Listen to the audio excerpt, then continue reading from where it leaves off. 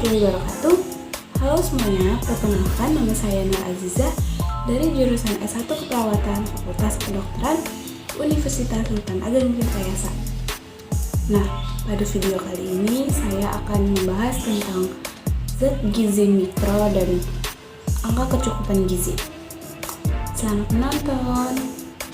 Pertama-tama kita akan membahas tentang zat gizi mikro dan zat gizi makro. Nah, sebelumnya apa sih definisi dari zat gizi itu sendiri?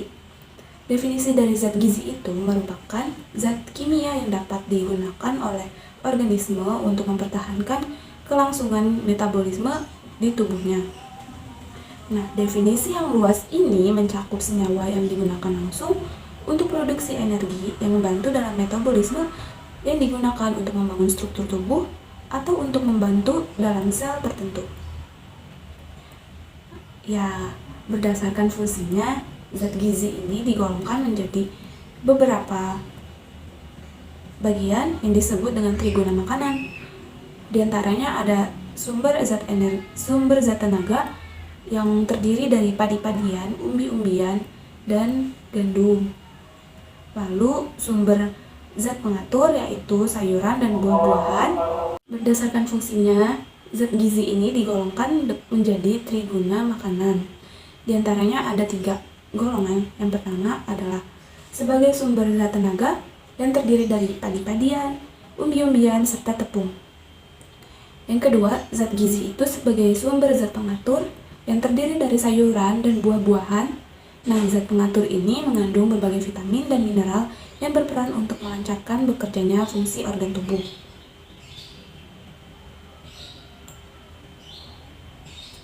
Yang ketiga ada sumber zat pembangun, terdiri dari kacang-kacangan, makanan hewani, dan hasil olahan yang lainnya. Zat pembangun ini berperan sangat penting untuk pertumbuhan dan perkembangan kecerdasan seseorang. Gizi berdasarkan jumlah yang dibutuhkan oleh tubuh terdiri menjadi 2 golongan. Yang pertama ada zat gizi mikro.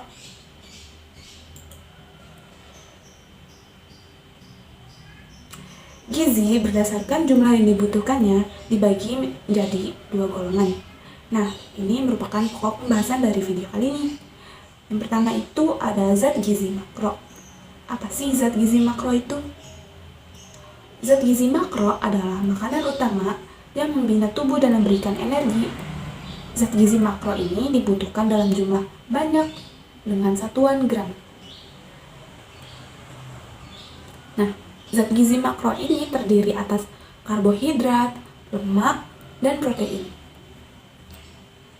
Selanjutnya ada zat gizi mikro.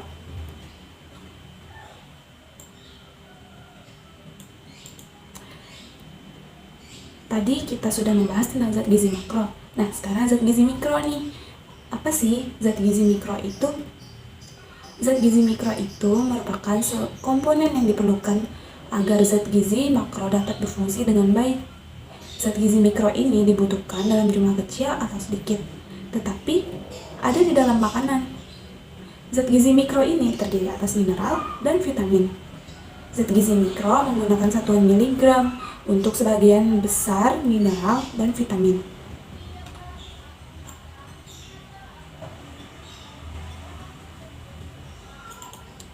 Di dalam ilmu gizi dikenal 5 macam zat gizi. Di antaranya ada karbohidrat, lemak, protein, mineral, dan vitamin. Nah, kelima-limanya itu akan kita bahas pada video kali ini. Yang pertama ada karbohidrat. Karbohidrat ini merupakan zat gizi mikro yang meliputi gula, pati, dan serat. Gula dan pati memasok energi berupa glukosa, yaitu sumber energi utama untuk sel-sel darah merah, otak, sistem saraf pusat, plasenta, dan janin. Sedangkan serat membantu memberikan perasaan kenyang, penting untuk mendorong buang air besar yang sehat dan menurunkan resiko penyakit jantung koroner. Contoh-contoh dari karbohidrat diantaranya ada padi, beras, ubi, singkong, jagung, tepung, dan lain-lain. Yang kedua ada protein. Protein ini merupakan komponen struktur utama seluruh tubuh dan berfungsi sebagai enzim, hormon, dan molekul-molekul penting lainnya. Protein dikenal sebagai zat gizi yang unik loh, sebab dia menyediakan asam-asam amino esensial untuk membangun sel-sel tubuh maupun sumber energi. Karena dia juga menyediakan bahan baku untuk membangun tubuh, protein disebut zat pembangun. Protein ini juga dibagi menjadi dua. Yang pertama ada protein hewani yang terdiri dari daging dan lain-lain. Sedangkan yang kedua ada protein nabati. Protein nabati ini merupakan hasil dari tumbuh-tumbuhan seperti kacang-kacangan, biji-bijian, dan masih banyak yang lainnya. Nah, yang ketiga itu ada lemak. Lemak ini merupakan zat gizi makro yang mencakup asam lemak, trigliserida. Lemak juga merupakan zat gizi yang padat energi. Biasanya dia itu sekitar 9 kilokalori per gramnya.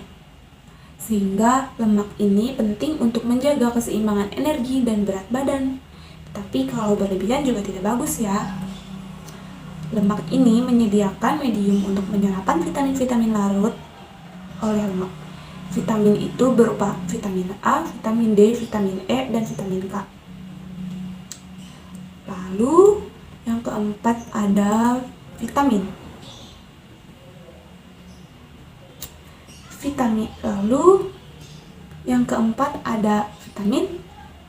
Vitamin ini merupakan senyawa organik yang tersusun dari karbon, hidrogen, oksigen, dan terkadang nitrogen atau elemen lain yang dibutuhkan dalam jumlah kecil agar metabolisme, pertumbuhan, dan perkembangan berjalan dengan normal.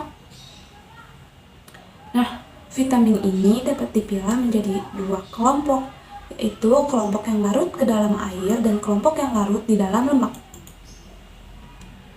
Kelompok vitamin yang larut di dalam lemak seperti yang telah dibahas tadi, ada vitamin A, vitamin D, vitamin E, dan vitamin K. Sedangkan vitamin yang larut di dalam air terdiri dari vitamin B kompleks yang dibedakan menjadi 8 jenis loh. Wow, banyak sekali. Nah, vitamin itu terdiri dari vitamin B1 atau biasa disebut tiamin, vitamin B2 atau riboflavin, vitamin B3 atau niacin, vitamin B5 atau pantothenic acid, vitamin B6 atau pyridolasin, vitamin B7 biotin, vitamin B9 folat, vitamin B12 kobalamin, dan vitamin C.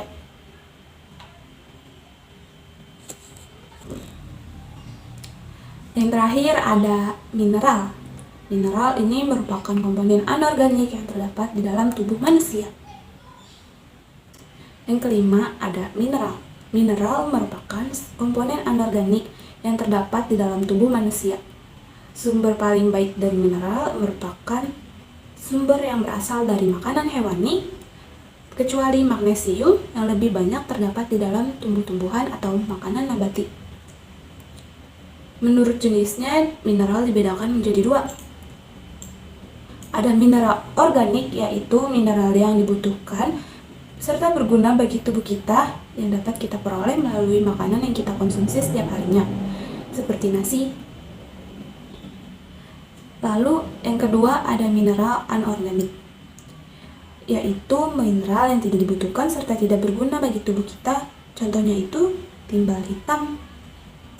Mineral berdasarkan kebutuhan tubuh dibagi menjadi dua golongan, yaitu ada mineral makro yang merupakan mineral yang dibutuhkan oleh tubuh dalam jumlah yang tidak lebih dari 100 mg per harinya.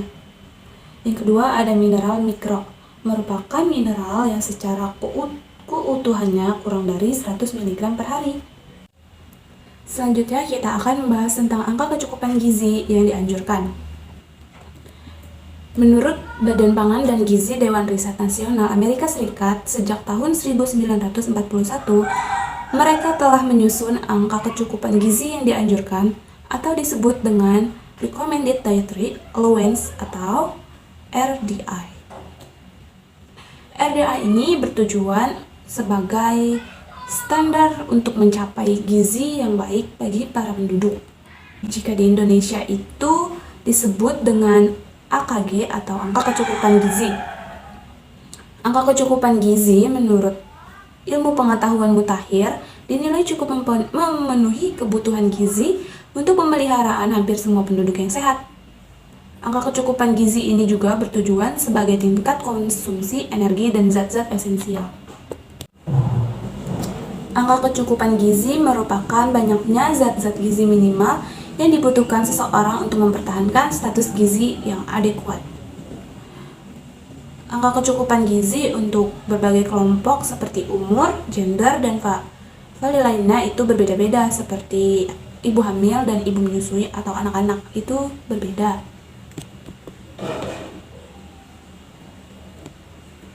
Angka kecukupan gizi ini berbeda dengan angka kebutuhan gizi.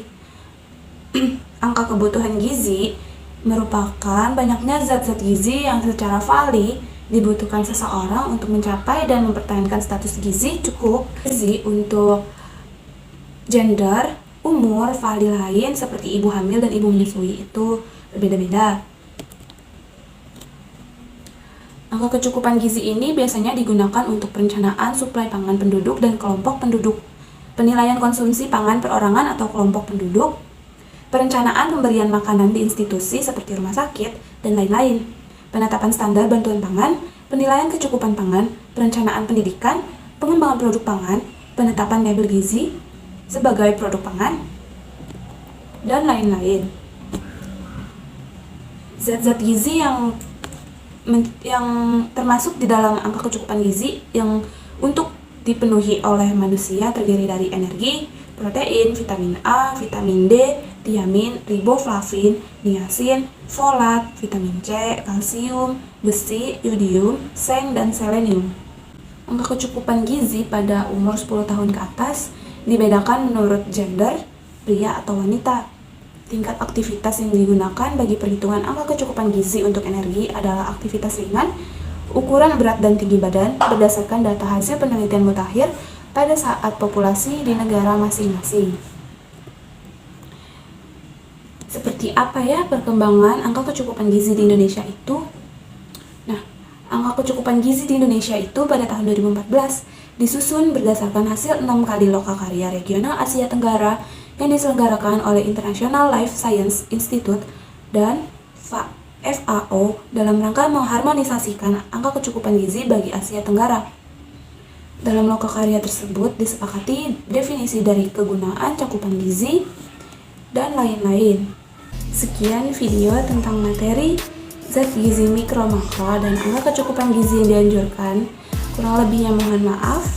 Wassalamualaikum warahmatullahi wabarakatuh. See you.